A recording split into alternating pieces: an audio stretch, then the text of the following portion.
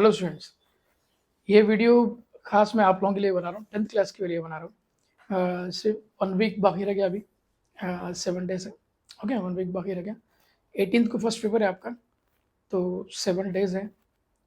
मतलब last minute revision है बस आप लोगों का, ठीक है ना। हर सब्जेक्ट जो कर नहीं सके अभी भी, रिवीजन हुआ नहीं, सही तरीके से रिवीजन कर नहीं पाए, तो अभी भी एक एक दिन एक एक सब्जेक्ट के लिए आप लोग निकाल सकते हैं, है ना। एक एक दिन एक एक सब्जेक्ट के लिए पूरा पढ़ना, पूरा दिन कंप्लीट एक सब्जेक्ट के लिए पढ़ना है। क्योंकि क्वेश्चन जो है ना, जैसा कि एग्जांपल बायो में ले लो, फिजिक्स में ले लो, आपको एक लेसन में 50 से ज़्यादा क्वेश्चन है। Okay, V S A Q है, एस ए क्यू है, एल ए क्यू है, बहुत सारे क्वेश्चन है। 50 में एक एग्जाम्पल बता रहा हूँ। तो अगर हम 10 लेसन है, 10 लेसन में अगर एक 200 क्वेश्चन भी ले लो, 200 क्वेश्चन है या 300 क्वेश्चन अगर है, समझ लो अगर 10 लेसन है, तो क्वेश्चन पेपर में जो गवर्नमेंट क्वेश्चन जो दे रहे सिर्फ 9 क्वेश्चन है ना। पहले सेक्शन में 3 क्वेश्चन है, सेकंड क्वेश्चन में 3 क्वेश्चन दे रहे हैं, और 2 सेक्शन में भी पूरे अटेम्प्ट करना है आपको, है ना। थर्ड सेक्शन में चॉइस है। ओके, थर्ड सेक्शन में 2 लिखना है, चॉइस दे रहे हैं, ठीक है ना। तो अभी वो 9 क्वेश्चन के लिए आपको 300 क्वेश्चन पढ़ना है ना। तो गेस करने के लिए थोड़ा सा मुश्किल होता है, लेकिन फिर भी आप अच्छे से स्कोर कर सकते हैं मार्क्स। पता है कैसा? आपको लेसन पढ़ना पड़ेगा, ठीक है ना। Lesson, reader, question answer workbook वगैरह यूज करने से तो अच्छा है, रीडर पढ़ो आप, लेसन पढ़ो, अच्छी तरीके से लेसन पढ़ो। और जैसा एक लेसन 1 पेज 2 पेज हो जाएंगे ना, वो 2 पेज 3 पेज जो भी आप पढ़ेंगे, अच्छी तरीके से पढ़ेंगे, उसको अपने ओन में एक फ्लो चार्ट की तरह बनाओ, एक छोटा सा पैराग्राफ की तरह बनाओ, एक समरी की तरह बना लो कि ये 3 पेजेस में या 2 पेजेस में जो भी पढ़े आप, कि ये 2 पेजेस में आखिर क्या बोलना चाह रहा है, क्या भी है और क्या बताना चाह रहे, 2 पेज में क्या समझाया। वो चीज़ अगर आप 2 लाइन में, 3 लाइन में, 4 लाइन में बना दिए, तो आपको जल्दी याद भी हो जाता, मालूम भी होता कि ये लेसन में इतने पेजेस में क्या समझा रहा है। तो हर लेसन ऐसे पढ़ना। क्वेश्चन आंसर वर्कबुक देखे आप, वर्कबुक के अंदर कई क्वेश्चन है, थोड़े वी एस ए क्यू तो 100 से ज़्यादा क्वेश्चन दे दिया, V S A Q nearly 15 to 20, ठीक है ना। एक लेसन में 70 to 80 या 100 क्वेश्चन हो जा रहे हैं, तो 1000 क्वेश्चन अगर है तो इमेजिन करो 9 क्वेश्चन है। Okay, out of 1000 questions, only 9 you have to, 9 questions they'll give, and out of that you have to attempt only 8 questions, है ना।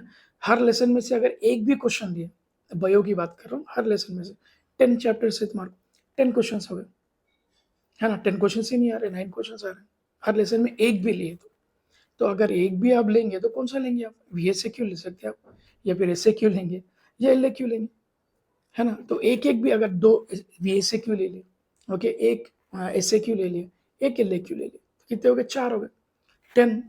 10 लेसन से फिर 40 क्वेश्चन हो गए, है ना। और वो 40 क्वेश्चन में से फिर पेपर आना, वो क्वेश्चन आना, फिर आपका लक रहना उतना, है ना। तो उससे अच्छा क्या है, आप लेसन पढ़ लो, आप थरोली लेसन पढ़ लो, आप अच्छा सा लेसन पढ़ लो कंप्लीटली, उसके मतलब मीनिंग देखो आप, डिक्शनरी बाजू रख लो आप, अच्छा सा पढ़ो, लाइंस पढ़ो वगैरह, फ्रेम करो आप, फ्लो चार्ट्स बनाओ आप, अच्छे से फ्लो चार्ट्स बनाओ कि इसके बारे में क्या है, इसके बारे में ये पेज किस बारे में बोल रहा है, ये पेज के मतलब क्या है, ये पैराग्राफ, 3 पैराग्राफ, ये 3 पैराग्राफ क्या बताना चाह रहे हैं। Okay, what is the meaning of this 3 paragraphs, make a flow chart, okay, or write your own words on that, okay, make 3 to 4 lines on that, and then learn that.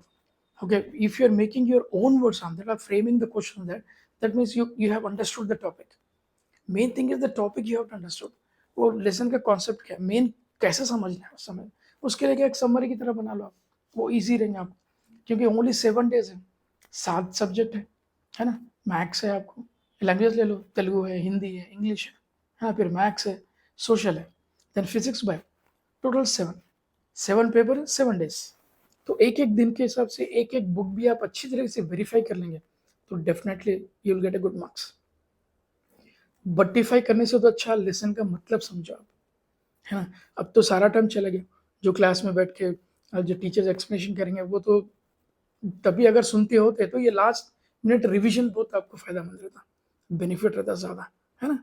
पहले reference कर लिए, हर हर दिन जो भी lesson हुआ घर जाके आराम से क्वेश्चन हम याद कर लिए, तो क्वेश्चन समझे और फ्लो चार्ट्स बनाए, उसके पैराग्राफ बनाए, तो it will be easy at the last moment. Just if you see that, array, on the day I have learned this one, on the day I have completed this one, that one, everything. But now, last minute में अब थोड़ा को तो problem हो जाएगा ना, तो क्या करेंगे, कैसा करेंगे, लास्ट मिनट इतने क्वेश्चन है, 100 क्वेश्चन है, 200 है, 500 क्वेश्चन है, कैसा करूँ। मैं एक सब्जेक्ट की बात बता रहा हूँ, यहाँ पे 7 सब्जेक्ट्स हैं, और उसमें से जिसको तेलुगु तो बहुत ज़्यादा टफ दिखता थोड़ा, मैथमेटिक्स है ना, फिजिक्स है, ओके टफ है, तो फिर वो सब्जेक्ट कैसा करेंगे। तो लेसन पढ़ने से आपको सारी चीज़ समझ में आएंगे। ओके, अब इंग्लिश समझने के लिए आप डिक्शनरी तो साथ में रख लो।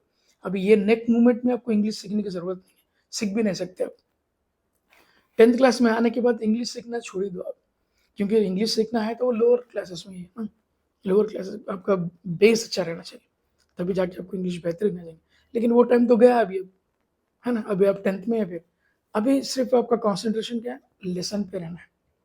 इंग्लिश इंग्लिश पढ़ेंगे, इंग्लिश कैसा करना है, इंग्लिश में कैसा बोलना है, ये अब सीखेंगे आप, तो फिर मेन सब्जेक्ट कब करेंगे फिर आप, है ना। तो रिमेनिंग लास्ट 10 days में, अभी लास्ट 7 days है, 18th you have the first paper, है ना, फर्स्ट पेपर है।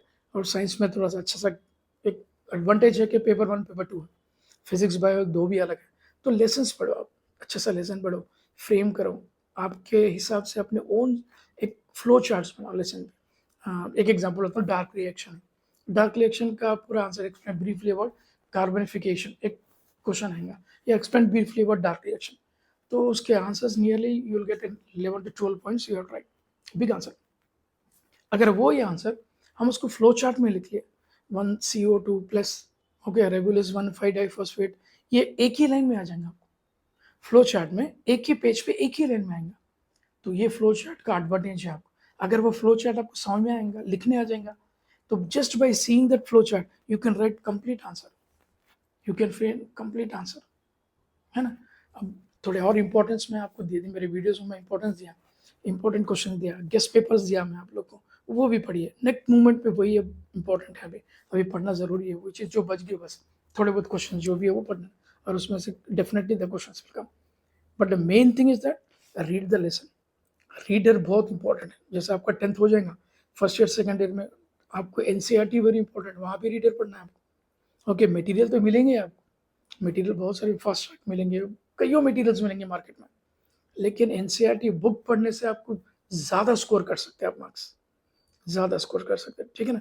तो फिर से एक बार बताता हूँ कैसे करना है, 1 पेज 2 पेज अच्छे से पढ़ना है, वो 2 पेज के मीनिंग क्या है अब करना है, ठीक है। Wish you all the best, थोड़ा सा टाइम है, all the best, definitely you will pass, okay, all the best.